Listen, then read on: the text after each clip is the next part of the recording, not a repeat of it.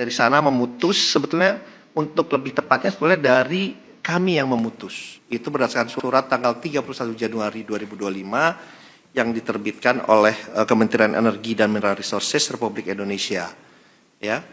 Itu kenapa dikeluarkan surat itu, karena memang negosiasinya ini sudah terlalu lama. Sedangkan kita kan ingin semua ini berjalan dengan baik, dengan cepat, karena negosiasinya sudah berlangsung 5 tahun.